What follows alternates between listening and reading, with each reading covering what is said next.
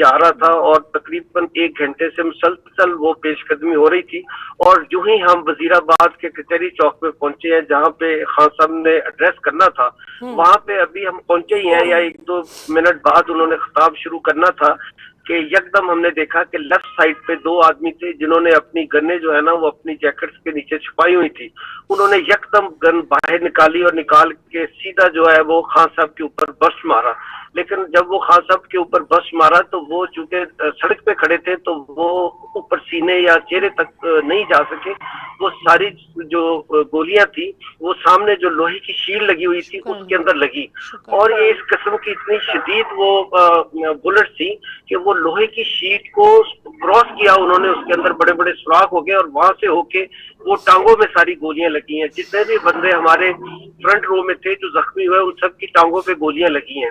किसी के 1 गोली लगी, किसी की 2 लगी है। खान साहब के भी लेग्स पे ही वो बुलेट इंजरी हुई है और दूसरे साथियों की भी वही हुई है। और उसके बाद यकदम इतना क्रॉस हो गया और जब उनकी सारे के सारे पीछे बैक साइड पे गिरे हैं और जब वो पीछे गिरे हैं तो मैं भी उनके पीछे था, उनके नीचे मैं भी गिर गया। लेकिन लकीली वो उनको गोलियां लगी, वो बच गए और मैं उनके नीचे गिरा तो अल्लाह ने मुझे बचा लिया। तो उसके बाद एक जबरदस्त पैनिक थी, हर तरफ भाग दौड़ मच गई। और हमारे एक जो वो था जिसने वो गोलियां चलाई हैं उसको तो एक बड़ा नौजवान था हमारा पीटीआई का, उसने जब उसको देखा तो उसने तेजी से उसकी गन पकड़ के जमीन की तरफ कर दी और इतने में और लोगों ने आके उसको पकड़ लिया। लेकिन एक बस्ट वो उस वक्त तक मार चुका था जो खान साहब को गोलियां लगी। उसके बाद एक और आदमी था, वो भी लेफ्ट साइड से ही उसने वार किया और कोई ज्यादा दूर भी नहीं था, हार्डली कोई 20-25 फुट के फासले पे था। फिर उसने भी बस मारा और उसकी भी गोलियां लगी। जब वो दूसरा बस मारने लगा तो उस वक्त फिर पुलिस ने उस पे फायरिंग कर दी और वो वहीं पे ढेर हो गया। और जो एक बच गया था वो फिर तेजी से जिसको पकड़ने की कोशिश, तेजी से भागा एक गली की तरफ, जो कि बताया गया है कि वहां किसी का डेरा था, उस डेरे की तरफ वो भागा है। हो सकता है कि वो उसी डेरे वालों का बंदा हो या कौन है, दोनों यहाँ के लोकल थे। और वो पुलिस फिर उनको पकड़ के ले गई एक को, और एक तो वहीं पे उसकी डेथ हो गई।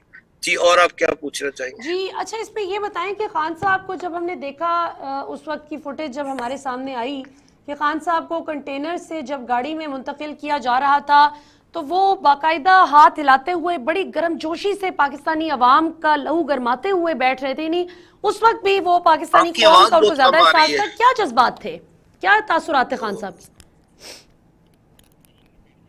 जी आपको आवाज गालिबन नहीं आई। जी मैं दोहरा देती हूँ, अब आ रही है आपको आवाज?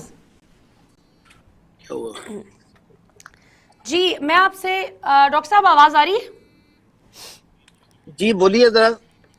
अच्छा ये बताएं, ये जो गोली लगी और मतलब जाहिर है कि एकदम से खौफो हरास फैल गया, तो खान साहब के स्पिरिट्स पे, इस पे कोई फर्क पड़ा? उनका जो जोशो जज्बा था उसमें कोई फर्क आपने महसूस किया? वो बात तो मुझे करनी चाहिए और मैंने हैरत है कि बिल्कुल सामने खड़े थे और सबसे ज्यादा मतलब अटैक भी उनके ऊपर हुआ और वो सबके ऊपर गिरे बैक साइड पे। लेकिन फिर भी वो एक तेजी से संभले हैं, सम के उन्होंने वेव किया लोगों को।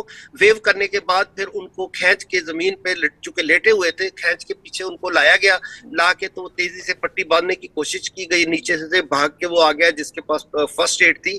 लेकिन वहां पे वो बस हल्की सी पट्टी लगाई है उनकी टांगों पे और उनको फिर उठा के नीचे कंटेनर में ले गए। वहां पे थोड़ी सी फर्स्ट एड दी और फिर कोई एम्बुलेंस इमीडिएटली पास नहीं आ सकी। हालांकि बड़ा शोर मचाया हमने कि एम्बुलेंस आए, तो वो जो खान साहब की एक वो गाड़ी थी क्रूजर, वो आई है, उसके अंदर फिर उनको लिटा के तो फौरी तौर पे उनको ले गए हॉस्पिटल।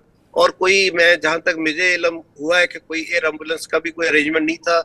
और ये 1122 की वहां पे थी तो सही, लेकिन ये काफी दूर थी और काफी पुकारने के बाद आए, क्योंकि बहुत सारे लोगों को गोलियां लगी थी लेकिन उनको इमीडिएटली एम्बुलेंस प्रोवाइड नहीं हो सकी। और उनको वक्फे वक्फे से हम कंटेनर से उतार के उनको एम्बुलेंस में डालते रहे। लेकिन खान साहब के चेहरे पे कोई मायूसी नहीं थी और वो शाश बशाश नजर आ रहे थे। हालांकि वो जख्मी भी हुए, खून भी बह रहा था, तो उन्होंने कहा कि कोई ऐसी बात नहीं, मैं वापस आता हूँ, और वो चले गए। और जाहिर है जब इतने जख्मी हुए, खून भी बहा, तो आज तो नहीं आ सकते। लेकिन मुझे कभी यकीन है कि खान साहब ना मायूस होंगे, ना किसी को होने देंगे। और हो सकता है कि कल तिब्बी इमदाद ले और उसके बाद कहें कि मैं फिर वापस आता हूँ, चाहे मुझे व्हील चेयर पे क्यों ना बैठना पड़े, और मैं दोबारा इस आजादी मार्च की क़यादत करूंगा।